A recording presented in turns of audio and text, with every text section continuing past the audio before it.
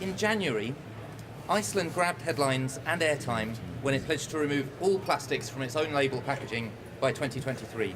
And it was the first supermarket, at least in the UK, to make such a pledge. I'm sure I'll be corrected as to whether it was in the world. For our keynote presentation this afternoon, I'm absolutely thrilled to welcome Ian Schofield, Iceland's own label and packaging manager, who's going to talk us through the pledge and how Iceland intends to achieve its goal. Ian, over to you. Can you hear me okay? All right. Can everybody hear me? Great, brilliant. Obviously, on the 16th of January, a few people spilt some cornflakes. I certainly did, because it was a big day for our business and a big day for the industry. But more importantly, it was a big day for packaging. Whatever your view on plastics, that day was a big day. It got us on the headlines in the news. It got us on the headline in the press. It actually got to government that day, and in fact, Theresa May mentioned us in Parliament that day. I'm going to cover why we got there. I'm going to cover what we're allowing and what we're not allowing. That's going to cause some controversy, some debate, some discussion, and that's what we want. We haven't got all the answers. You haven't got all the answers. Well, not yet. I've not seen them anyway. And actually, we do need one hell of a lot of cooperation and collaboration to make this thing happen. It's not just about Iceland. All we did was get it a catalyst to get it in the news. It's about our policies, about our home, it's about our life. And when the government came out with 2042 that day, I'll probably be dead. The kids I'm talking to will not be. And when I was interviewed on Newsround, those who remember John Craven's Newsround, I was on Newsround the other week, and these two kids, 7 and 11-year-old, were so concerned, and they had the badges on, Kids Against Plastics, which I thought was a bit harsh, because there's a misunderstanding. But every kid at school, they have now got millions and millions of followers at school. This is kids at school pledging themselves not to use plastics. So this is deep, and it runs deep, and people have got a lot of emotion about it, and I'm going to take you through the whole cycle. This is how it started.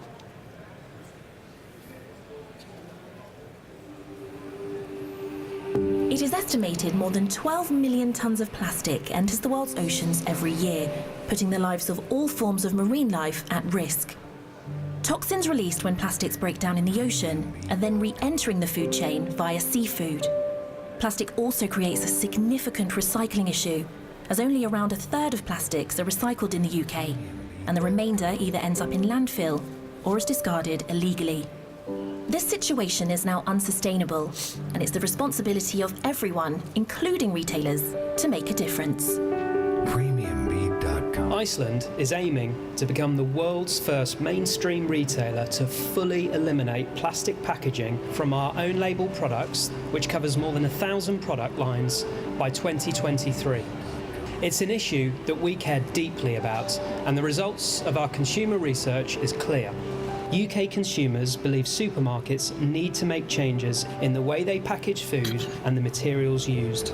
The technologies and materials for producing a diverse range of non-plastic packaging are now becoming commercially available. We're in the process of producing our new February ranges. Within the ranges, we're now going to be using a new paper-based tray. We have a real opportunity here to make a huge difference to the environment. It's a pledge that we're determined to deliver on.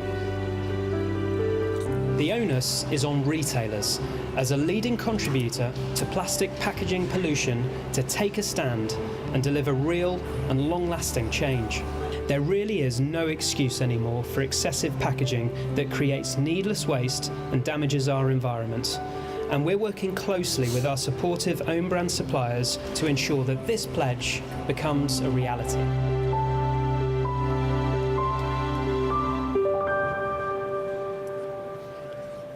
So, quite a provocative statements in there, and a lot of things that concern us all. But whether you like it or you're not, we got over 1 billion touches on our websites, on our touch points, in every angle, 1 billion people within 4 days. That's unprecedented on any level. 520 pieces of media we had to do, and it started really because it caught the imagination. It wasn't just about Iceland, it was about what is happening with our plastics.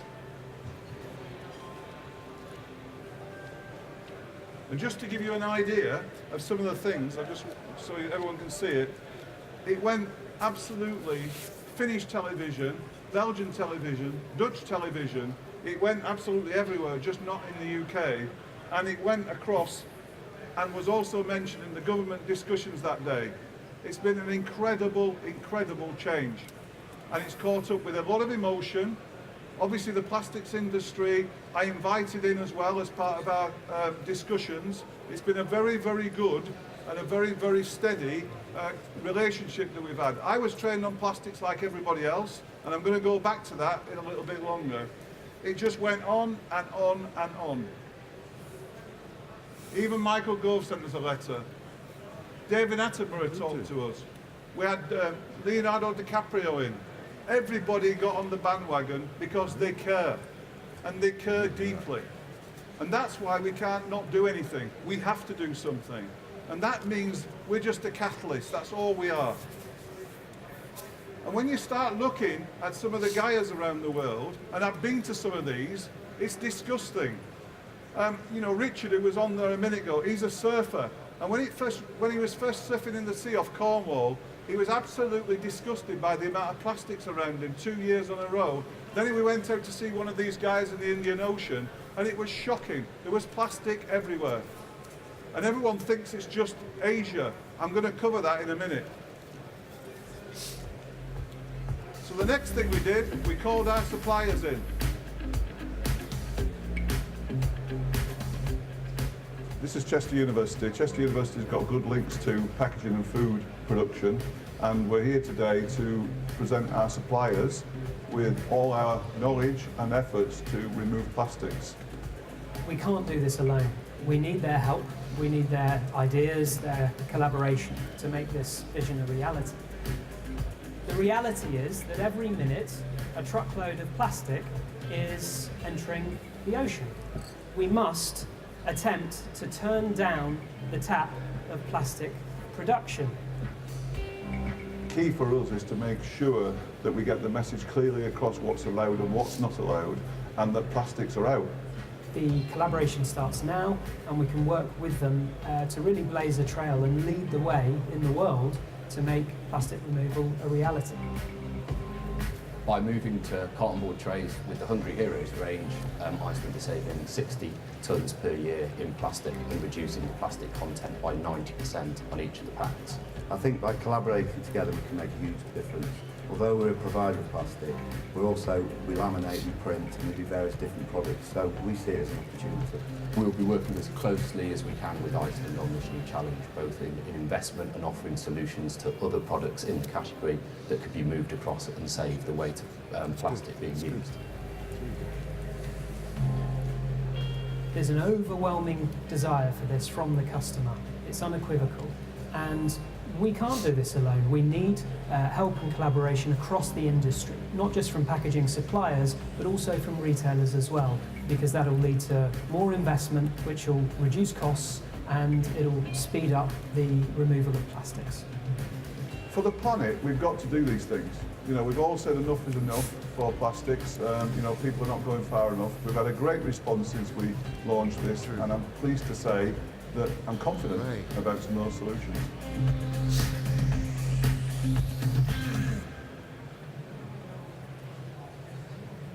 Sorry about the film going slightly out there. So I'm now going to hit head on some of the discussions that everyone's having. Everyone is chatting about these, so I'm going to hit them head on. So some of the plastic arguments we've had back to us is about weight. Yeah, good argument. But you know what? At everything I've done so far, I haven't had a weight issue. But yeah, of course, if you're replacing everything with glass, you'll have a weight issue. We're not. Food safety. Who is going to ever compromise food safety? Nobody is. No retailer's going to do it. I'm certainly not going to do it. So we, at a shadow of a doubt, we're not going to put any solutions forward that's going to be even close to affecting food safety. That would be crazy. So that's the next one. Food waste. Good argument. Let's talk about the cucumber. Yeah? Food waste is a massive issue. I, on my own, can't solve it, Iceland can't solve it, or the retailers can't solve it. But we can help, we can support in educating the consumer on what to do with food. And we will. We're going to go on a big purge of education, and it should be really easy what you do with food. It shouldn't be difficult. And there's going to be lots and lots of food indicators coming along, lots and lots of new technology, active technology coming along, which is going to help us on best before, it's going to help us on these other dates, and it's going to help us tell us where the shelf life is on product. So food waste is huge. And I don't think I'm going to put any more food waste in because I'm taking plastic out. In fact, I'm going to gain a lot of help with shelf life. Now, retailers, of course, we're absolutely paranoid about shelf life. We want as much shelf life as we can get because we don't like wastage. And amazingly, our wastage is down at an all-time low. We have very, very little that goes to waste. And what we do now is we make sure it goes to the homeless and cafes and everything else. We've done tons on that, and so has every other retailer. So food waste, for me, is not a big debate here. We're actually going to get more shelf life out of some lines, not less. And where food waste is an issue, we're going to tackle it. And so is every other retailer. We're not going to let this happen, but it's got to be through education and a little bit of government and a little bit of support by everybody else to make sure we know what to do with food waste. So not an issue for me, massive for us in terms of education, but we're certainly not going to stop us, it's not going to stop us going away from plastic, and I'll come back to that. It's only Asia. The number of times I've heard people say it's only Asia. So I went out with Plymouth University, and I went round all of Cornwall, and we picked out all this microplastic out of the sea. All of it, around the coast. Now, I don't know about you, my geography is pretty good. Plymouth is not in Asia, right? So the key thing is, it isn't just in Asia, it's everywhere. And you know what? When we did all the gannets and we did the seagulls on the coast near Amsterdam, every single one of them had plastic microparticles in them. Now, if you don't care about that, then you shouldn't be here. We should care about it. It is not good. Why is it there?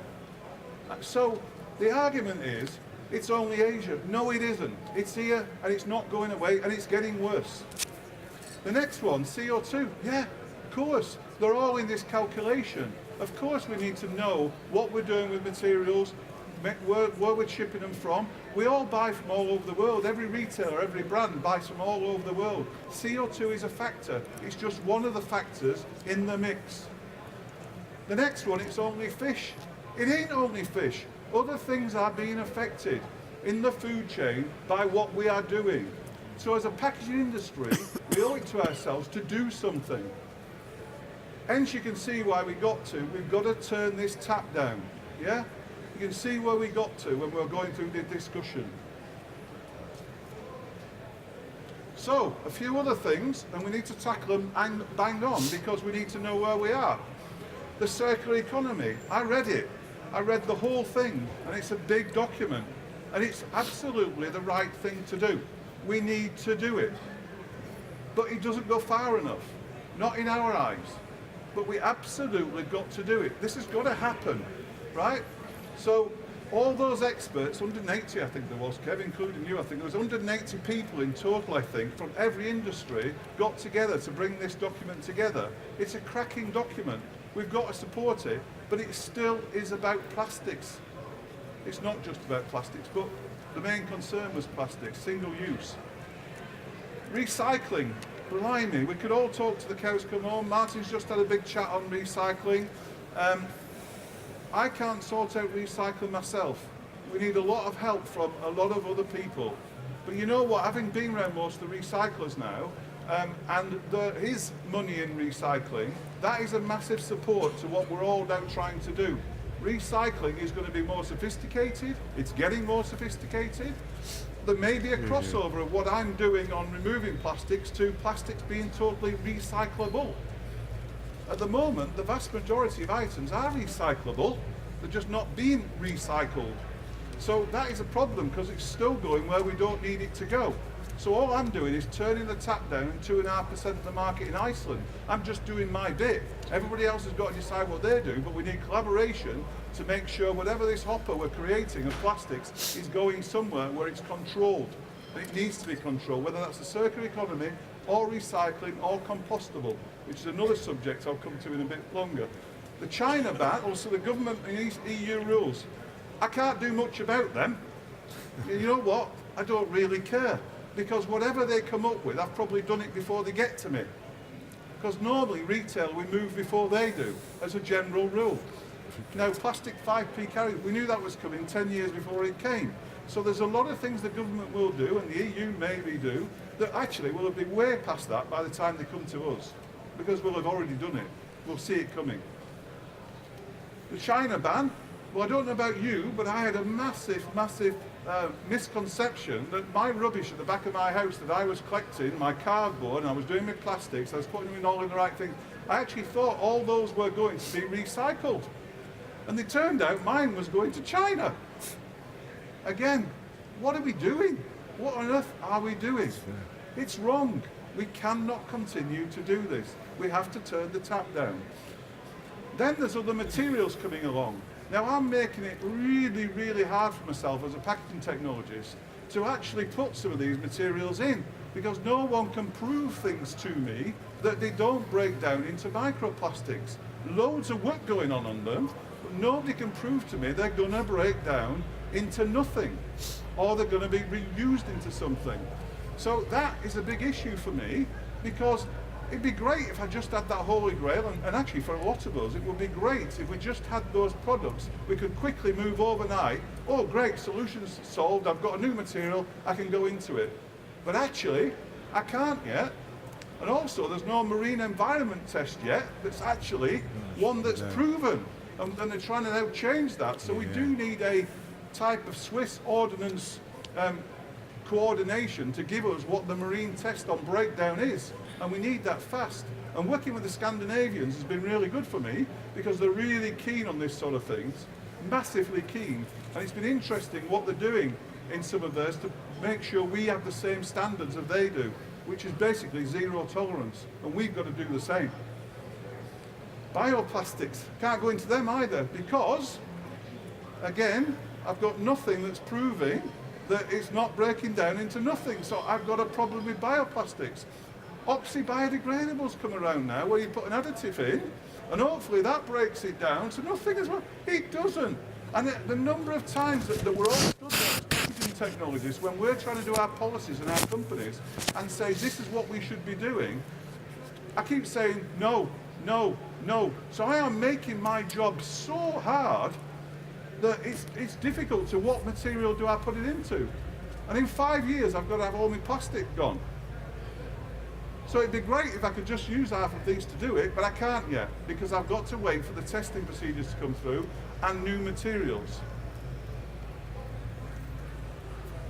So, it's interesting, what solutions have we got? So when I trained in the co-op all those years ago here, in the Central Laboratories team, and I've still got my mug from the lads when I trained, and I got my qualification, I trained on cans, glass, paperboard, plastics, everything. The co-op then had 100 manufacturing factories. They had a winery, they had a tea factory, they had a coffee works, still might have it. They had a margarine factory. I worked in every single one of them. Guess what I was doing? I was removing everything from natural materials into plastics. That was my job. And I've been doing that job now for 40 years. Moving things out of natural materials into plastics. So I might know a thing or two about plastics, but guess what I'm doing now? I'm moving them back. How daft is that? But how sensible is that? Moving them back. Now that might mean I have less shelf life. That might mean I don't have as much control over my supply base I used to have. But you know what? It's a risk worth taking. And I can do that because I'm lucky. I work in an independent business. I work for the MD of Iceland. I can go to him and say, we're going to put those in paper bags. Well, that's going to be useless because there's no shelf life. I know. I'm actually going to put cucumbers with no plastic on it because it's only going to have 3 days shelf life. And I'm going to get bags so they can go and collect them. That's what we used to do. So there are solutions. They don't have to be, I've got to have the latest round wheel from a square wheel, the latest innovation in packaging technology. I don't. It's about compromise. It's about balance. It's about doing the right thing. It's about taking a massive tonnage. 2 lines of eggs. I removed 2 lines of eggs from polystyrene back to pulp, it's 2,000 tonnes of material. Massive, massive amount of plastics. I'm just doing my bit. I'm only part of it. I'm only part of the tap. Making sense? So what we said, and I'm sharing a lot of information here on purpose to help people and also to get the discussion going. So next thing is cost neutral. That's good, isn't it? Everybody loves cost neutral. But you know what? I said to everybody, that's what we've got to have. Because the consumer's not going to pay for this. The consumer's not going to say, I will pay more for my packaging, I will pay more for my product because you're taking all the plastics out. They might say they would if they did a survey, but you know what'd happen? They'd all walk. Tell you now, they would walk. So we can't put the price up. So in our ready meal area, we've already gone into board trays, as you see, and by the end of the year you'll see totally board trays. And on it goes. There's a whole ruck of things we can do. There's some very simple things, like taking plastics out of burgers, or out and frozen. It's a bit easier, obviously, because you've already got the freezing process. But why are we wrapping them in plastic, then putting them in board? We've always done it. Why are we doing it? So we're taking loads of plastic where we don't need it out.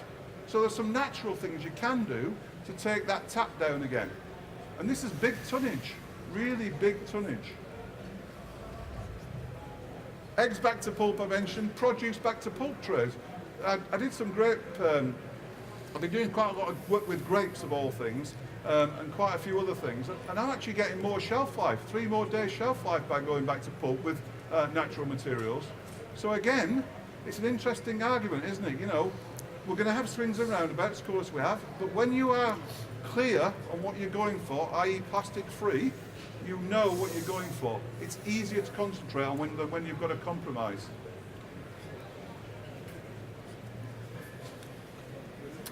And we put a program together in the business, and I'll let you have these slides by the way, you can have these. We put a program in the business to show what our 5 years look like, what we're coming out of and what the journey is out of some of these trays into where we need them to be. And we've done this across all the areas. And then what we've done, we started looking at packaging guidelines. This is really important. So the OPLR guidelines that we like, we really like, we think everybody should be using them, most people are. Obviously I want to turn all these to green. I don't want to have any of these black. So we're working really hard to make sure that the vast majority of our lines get green on them and not a black, i.e. we don't know if it can be recycled. Is it being recycled? Should it be recycled? We've got a lot of work to do as an industry, and again working with the government and everybody else, we've got a lot of work to do to make sure this is really clear to the consumer of what they're getting in their packaging. We owe it to them. We cannot complicate it with polymer science. We'll kill it. We've got to make sure it's really clear. And if you haven't seen it, that's what the chart looks like when I'm doing an artwork every time and I'm building all my artworks. We obviously bring it out on a chart where it sits on the chart. And we hate it now when it goes to black. We hate it with a passion. So, we've already signed up for the DRS because we think it will work. Only because of the Norwegian model, where they've got 96% of their bottles back, we think it will work in our stores quite well. It's a pain in the neck to put it in our stores. An absolute pain in the neck. But you know what? We think it's the right thing to do, because we can channel that plastic into the right place. Obviously recycling, I mean, we've talked to DEFRA quite a bit. We're working now to make sure they know where our stance is. And that will come together now with the other retailers, and we're happy to work with everybody, by the way, to make sure that we collect this information together to go in one direction, so we do have a common ground on it. And I'm covering quite a bit of ground here, so stay with me, won't you? Please stay with me. So, biopolymers, I'm not going to go through all these, I've already gone through them. I can't use any of these yet, because none of them are proven to me. And every time I get a data sheet and I look through it, there's usually an issue with it. So there's usually a piece of plastic on it, or there's something that they can't tell me that breaks down in the marine environment. Every time there is something on the data sheet that worries me. So I've got a really tough task in terms of breaking this down. So has everybody else, by the way, because we owe it to ourselves to make sure it's better than this. We owe it to ourselves in the industry. We cannot blind them with science. Films and laminates, of course, I mean, Iceland, I've always used lots of laminates on my frozen foods. I don't need them for any other reason than aesthetics. I certainly don't need them for barrier, but I've used them forever just because I love them. And I like them, and I can reverse print them. But you know what? The first thing I can do is put all those, as Kev has in many cases, straight to polythene, as a single layer. At least I'm doing one thing rather than having loads of laminates. But that's not my goal. My end goal is not to have that polythene or that plastic. My end goal is not to have it. It's a stepping process. Get out of laminates. That alone on frozen will be about 3,000 tonnes of laminate. So it all adds up in this turning the tap down of what is happening to our plastics. And ready meals and other trays, we've already said, paper for us. There are other alternatives coming now, and we've noticed there's been absolute clamouring in the industry of everyone going to our paper board suppliers. Surprised that. This is the plastic dissolving, by the way.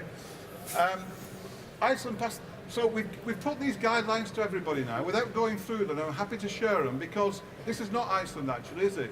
This is just some of the things that we're doing to try and get our goal of no plastic. Just as we turn the tap down and the tonnage down in our area. That's all we're doing, yeah? So they're putting packaging guidelines, but this is just us talking to our supply base saying, have you got something? Have you got anything different? What have you got in your locker? I'm pleased to say the response has been really good, really good. We've got some great answers from people. Blimey, here's another one. My number 1 to number 6 of tonnages used is plastic milk bottles. Yeah. Now I worked on those as I did PET bottles in our Shield Oil co-op factory all those years ago to put PET in, and I worked on these milk bottles as well, putting them into milk. Fantastic, lightweighting, all the things that the milk bottle gave us go into plastic. Fantastic. I've got to undo all that. And the interesting thing is that when we came out with this statement, lots of the manufacturers, the MDs of major milk companies, major cheese companies, all came to us and said, what does the next factory look like? What does the next factory look like without plastics? Interesting that, isn't it? Because they're already thinking that now. What does the next factory look like? So they're thinking that now, and we're working them on it because it might be we do go back to electric cars and doorstop deliveries in our everyday life. Why not? Even if it's in pockets, it takes out an issue. A few controversial issues here, isn't there? A few grenades thrown in. It goes on. I'm not going to go through them all. Where am I on time? Josh, where am I on time? Yeah, I think so. 5 minutes. Okay. Refills, another big debate. Refills got lots of issues for obvious reasons. Hygiene, people come in. I sort of get it with detergents. It's very difficult if they came on to do the milk. Can you imagine some of our customers coming in doing milk in Kirby and Liverpool? You know, it would be fun. It would be a lot of fun watching it. So I'm not so sure refilling is a great idea. That's just us. I don't think that will work. And we've also put for everybody our performance criteria, because if I didn't have to go in the microwave and the oven for ready meals, I wouldn't particularly have to have the polyester lining on it. I've got it on now just to protect my product and also to seal it. So we're actually causing issues for ourselves because we're making so much convenient food. So maybe I'll tone the convenience down a bit. Maybe I will start decanting food out. That's a risk. It's a risk, but that's what I can take, yeah? And we'll see if it works or it doesn't work. Because do we need all this sophistication if we just go back to decanting our food back into a ceramic dish or something that you can put in your microwave or your oven that you've already got in your house? Would that be such a bad thing if I then got tens of thousands of plastic out? No, it wouldn't. And people are saying that to us. Makes you think, doesn't it? We've got so used to this convenience thing. So used to it. There's my list. So when we went through trail, bottle, film, bag, we went through our top 20 items. As you can see, milk and eggs is right at the top, ready meals is up there. We do, we are 30% of the frozen ready meal market, so we're quite big in that. But you can see there's absolutely some big numbers there, some big tonnages. Sorry, the last one. Perfect. So, just to summarise then, and obviously I've covered quite a lot of ground there, taking you through the whole of Iceland and what we're doing and why we're doing it. You don't have to agree with it. You absolutely do not. All we've done is been a catalyst basically to say this is what we're doing, this is our stance, this is where we're going, this is our journey. We want support and help to do that, and thankfully that's coming its drones to us. And we've got a few supplier days coming up where we're listening to all the ideas in the next few weeks. I've got all the buyers in our business absolutely coming to that. So the buyers are living this with me. I can't do this on my own. I have to live this dream with all the rest of the team. The technologists, the food technologists, the packaging technologists, everyone's living this with us. It cannot be done by one person. It's got to be a team effort. And don't think in your own business, Alison was talking earlier on, you can do it on your own. You've got no chance. You have to have a massive support squad. And if there's some doubters around, you've got to drive through it. You have to drive through it. And it's a pain at times, but you have to because it's the right thing to do. We'll leave it there. Okay, thank you.